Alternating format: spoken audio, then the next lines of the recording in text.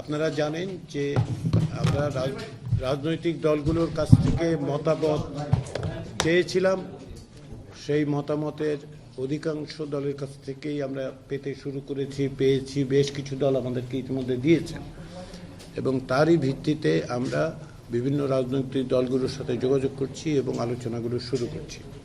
আমাদের এই আলোচনার আজকের থেকে শুরু এবং আগামী কয়েকদিন অর্থাৎ ছুটির আগে পর্যন্ত, আপনারা সকলেই জানেন যে স্বাধীনতা দিবস এবং ঈদ উপলক্ষে ছুটি, বেশ কয়েকদিনের ছুটি থাকবে। তার আগেই আমরা অন্তত পক্ষে 4টি রাজনৈতিক দলের সঙ্গে আলোচনা শেষ করব, কিন্তু এই আলোচনা অব্যাহত থাকবে। ঈদের ছুটির পর আমরা আশা করছি যে 26শে মার্চ থেকে 7ই এপ্রিল পর্যন্ত যেহেতু ছুটি থাকবে, ওই সময়টাতে অফিস বন্ধ থাকার কারণে আমাদের এই রাজনৈতিক দলগুলোর সাথে যোগাযোগ থাকবে, কিন্তু আলোচনাগুলো আমরা 7ই এপ্রিলের পর শুরু করব। আমরা আশা করছি যে এই রাজনৈতিক দলগুলোর পক্ষে ইতিমধ্যে যে সমস্ত মতামত দেওয়া হয়েছে সেগুলো আমরা পর্যালোচনা করছি এবং আমরা আশা করছি যে বিভিন্ন বিষয়ে আমরা একমতের জায়গায় আসতে পারব। এবং ইতিপূর্বে যে সমস্ত বক্তব্য আমরা রাজনৈতিক দলগুলোর কাছ থেকে শুনেছি তাতে এতে আশাবাদী হওয়ার কারণ যথেষ্ট রয়েছে। আমরা মনে করি যে এই বিষয়ে আমাদের সাথে অনানুষ্ঠানিক আলোচনায় যেসব মতামত পাওয়া গেছে, তারা জনসমক্ষে যেগুলো বলেছেন সেগুলোতে আশাবাদী হওয়ার যথেষ্ট পরিমাণে কারণ আছে। সবচেয়ে বড় কারণ দুটো। এক নম্বর হচ্ছে রাজনৈতিক দলগুলোর মধ্যে সংস্কারের ব্যাপারে কোনো রকম সংশয় দ্বিধা নেই। রাজনৈতিক দলগুলো চান যে এখনকার যে পরিস্থিতি সেটা থেকে অতিক্রম করার, সেটা থেকে বেরিয়ে আসার পথ হচ্ছে সংস্কার। এটা হচ্ছে এক। দ্বিতীয় যেটা, সেটা হচ্ছে যে রাজনৈতিক দলগুলো এই সংস্কার প্রক্রিয়ায় অংশগ্রহণ করতে চান। তাদের দিক থেকে কোনোভাবেই কখনোই অসহযোগিতার তো প্রশ্নই ওঠে না। তারা সর্বাত্মক সহযোগিতা করছেন, অব্যাহত রেখেছেন।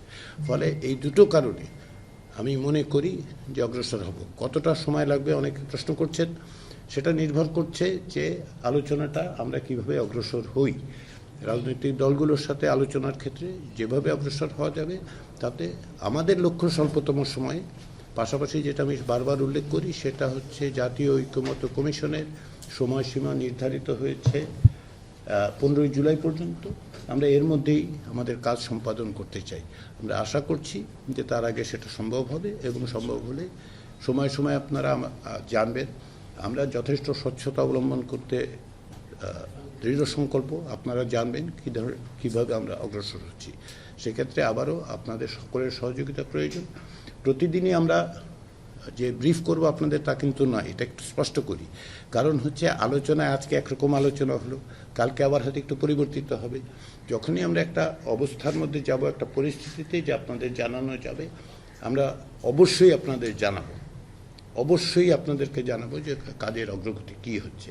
সেই কাজে আপনাদের সহযোগিতা পাবো সেটা আশা করছি।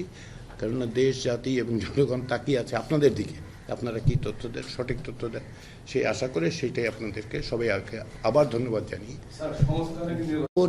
কোনো রকম চাপ নেই। আমরা কোনো রকম জাতীয় ঐকমত্য কমিশন কোনো রকম চাপের মধ্যে নেই। আমাদের যে দায়িত্ব দেয়া হয়েছে, এবং এক্ষেত্রে স্মরণ করিয়ে দিই যে এই জাতীয় ঐকমত্য কমিশনের প্রধান হচ্ছেন প্রধান উপদেষ্টা অধ্যাপক মোহাম্মদ ইউনূস। সেক্ষেত্রে এর উপর চাপের কোনো প্রশ্ন আমি দেখতে পাই না। রাজনৈতিক দলগুলো তাদের অবস্থান বলছেন, অবশ্যই তারা বলবেন, কিন্তু কমিশন হিসেবে আমাদের যে দায়িত্ব, সে দায়িত্ব হচ্ছে যে কমিশনগুলো তৈরি হচ্ছে সংস্কার, তার সুপারিশগুলি তুলে ধরা এবং তারই পরিপ্রেক্ষিতে তাদের সঙ্গে আলোচনা করে এক জায়গায় আসা। সেই প্রক্রিয়াটা চলছে বললাম এই কারণে। আমরা যখন দিয়েছি ওনারা অত্যন্ত নিষ্ঠার সঙ্গে, ক্ষেত্রবিশেষের সময় নিয়ে হলেও তারা তাদের সুচিন্তিত মতামতগুলো আমাদের জানাচ্ছেন। ফলে আমি এই মুহূর্তে কোনো চাপের কোনো প্রশ্ন আমি দেখতে পাই না আর কি। সবাইকে ধন্যবাদ। আমাদের জানানো হয়েছে যে আগামী 2-1 দিনের মধ্যেই তারা আমাদেরকে দেবেন। হ্যাঁ, তো আমরা অপেক্ষা করছি, আমরা আশা করছি আগামী 2-1 দিনের মধ্যে দেবেন তারা। ঠিক আছে, জি, সেটা এই আগামী 2-3 দিনে হচ্ছে না, বুঝতেই পারছেন।